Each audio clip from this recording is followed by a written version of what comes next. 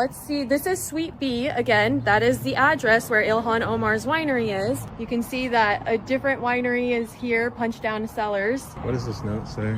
E Street Crew does not make wine here. They were a client many years ago and have ceased operation. Their operating address is linked to this address like all other client wineries because of state and federal filings. So I wonder what else they have to show for it. What do you think about that? I think they're just trying to keep as much distance. Wait, did you catch the sign on the door?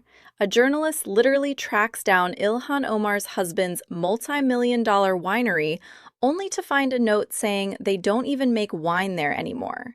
This is the definition of a paper empire.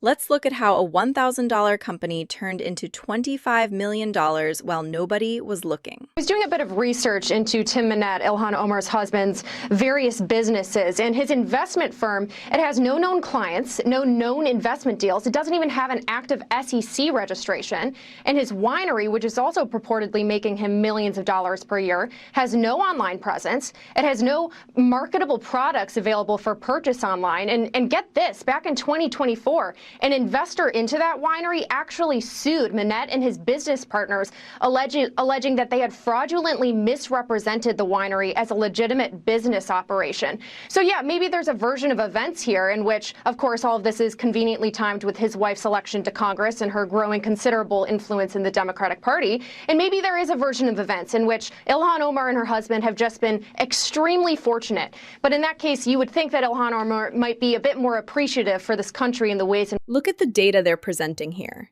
This isn't just a small business. This is Rose Lake Capital, a firm that reportedly has 0 known clients, 0 investment deals, and not even an active SEC registration. Yet, on paper, its value skyrocketed from a mere $1,000 to nearly $25 million. Talk like an expert friend here. When you see those kinds of numbers with no product to show for it, you're looking at the classic influence peddling playbook. It's the exact same pattern we've seen in other high-profile DC investigations. The timing is the most suspicious part. All of this wealth conveniently explodes right as her influence in the house grows. You have to ask yourself, if there are no clients, where is the money actually coming from? It feels like they're running a shell game where the only thing being invested is political access. We need to make sure that we're holding special interests accountable, that we're getting money out of politics, that we are taxing the uber rich, right. That the 1% gets to pay their fair share. The only people who benefit from this bill are toy spaceship billionaires like Elon Musk and Donald Trump himself. Those kinds of spoils that they are rolling in are not earned. They aren't working for those billions of dollars. They're stealing them. Now, check the hypocrisy in this montage.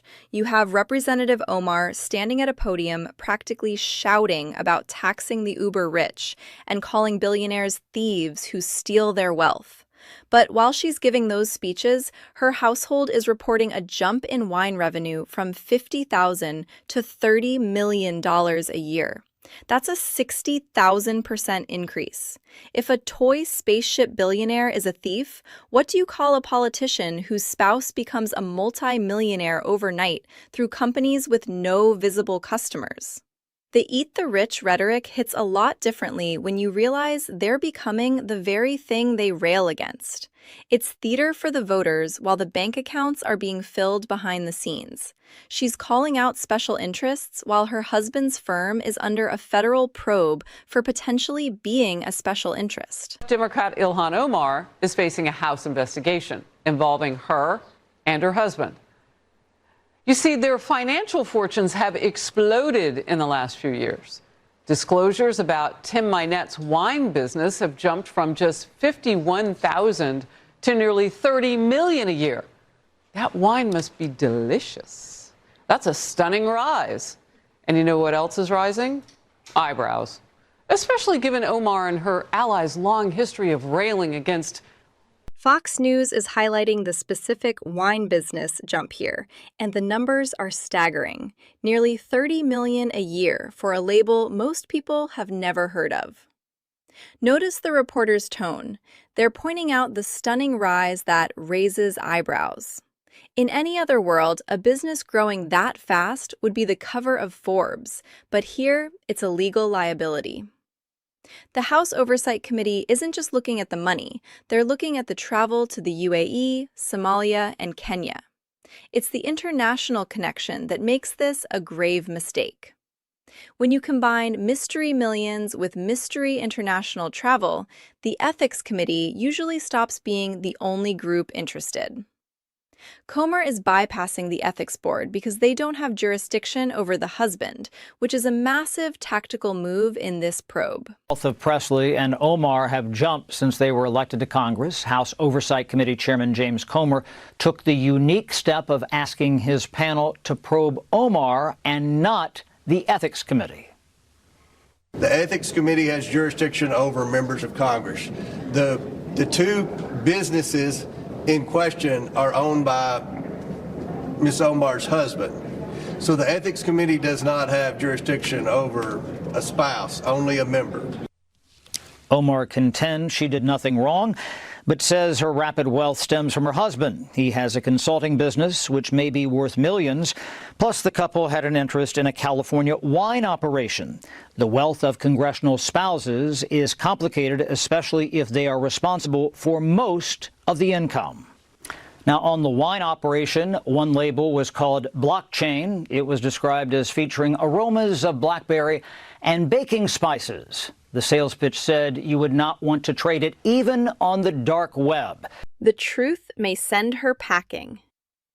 That's a bold prediction from Tom Emmer, but look at the details of the Blockchain wine label.